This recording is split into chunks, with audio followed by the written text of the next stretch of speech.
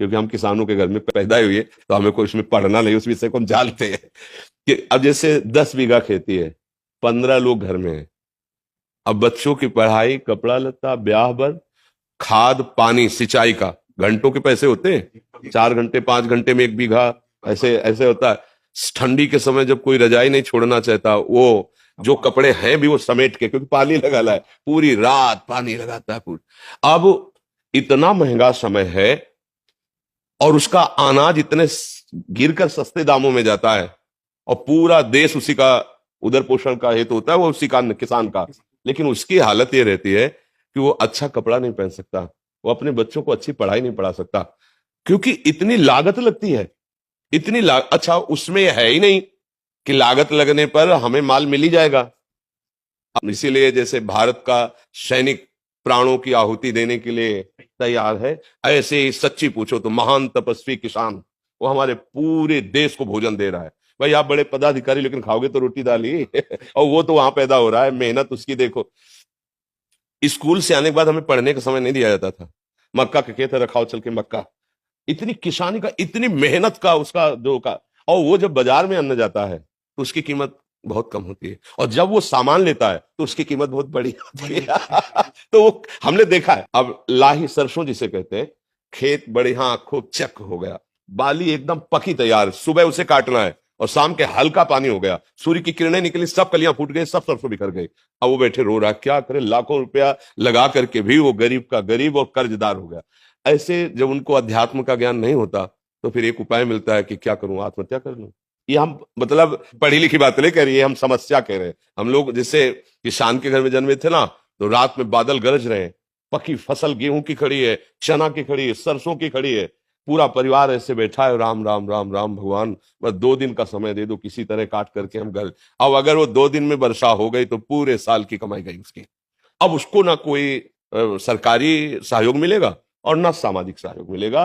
वो सदैव कि किसान आदमी जो है ना, कभी ब्याह वर हो तो नए कपड़े बल गए, वो भी साल में एक आध बार जो अन्न का ड्योड़ा लगा है उससे, नहीं तो उसका जीवन बड़ा कष्ट में रहता है, बड़ा कष्ट है। किसान वास्तविक प्रणाम योग्य और सबके प्रणाम योग्य है, क्योंकि कुछ भी तुम 10 लाख कमाओ महीने, लेकिन खाओगे क्या? 10 लाख थोड़ी खाओगे, खाओगे तो अन्न ही ना। तो उसके अब ये कि थोड़ा सा आधुनिकता बढ़ गई है, पर वो अन्न में पावर नहीं रहा।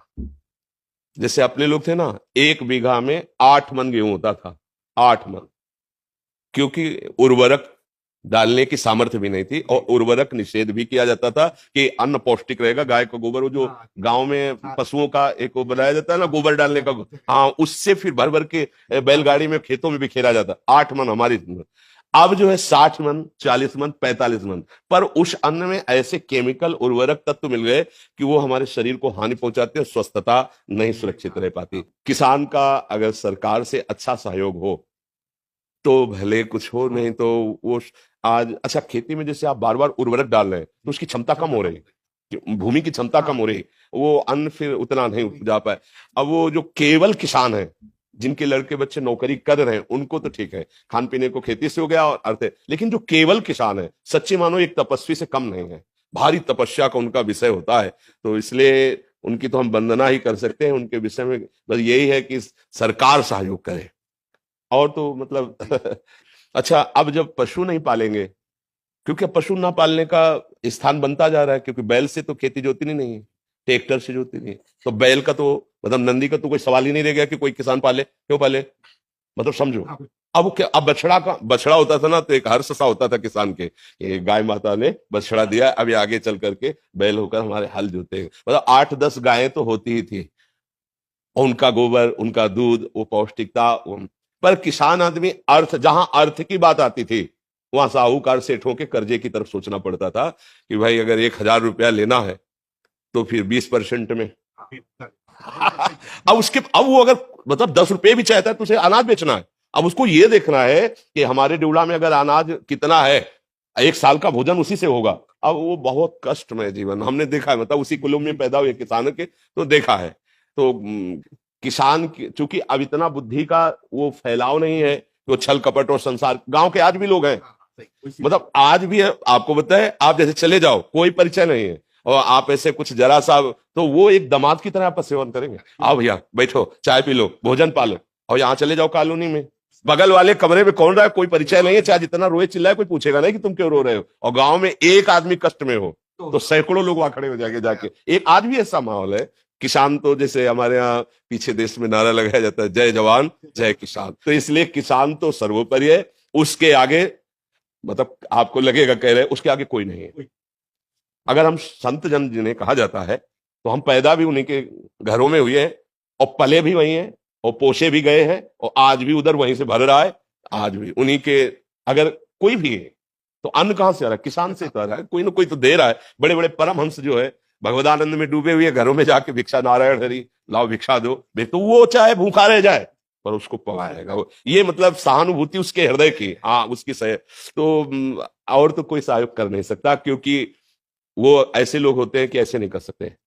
ये भी बात है, गरीब हैं, मेहनत करते हैं, पर वो ऐसे नहीं कर सकते। वो ऐसे ही करने की कोशिश करेंगे, हमारे पास जो सूखी रुकी है खा लीजिए। अब अगर सरकार के द्वारा सहयोग की, जैसे उनकी फसल नष्ट हो गई अतिवर्षा से, अनावृष्टि से, ओले पड़ जाने पर ऐसे, तो हाँ तो भले को, लेकिन उनकी तरफ ज्यादा देखा नहीं जाता उनकी तरफ ज्यादा देखा नहीं जाता है। तो भगवान ही सहयोग करे, बस ये है, भगवान ही उसके विषय में कुछ नहीं कहा जा सकता। लेकिन सब किसान ही है, कर्म भूमि में आए हैं, सब शुभ अशुभ कर्मों की खेती बो रहे हैं, नहीं बोला, कोई उसका दुख रूपी फल भोग रहा है, कोई सुख रूपी फल भोग रहा है। शुभ और अशुभ कर्म, कर्म भूमि है ना मृत्यु लोग, वैसे तो हम सभी किसान ही हैं। पर वास्तविक जो प्रगट लीला में जिनको किसान कहा जाता है, ये बड़ी ही मतलब तपस्यामयी जीवन होता है किसानों का।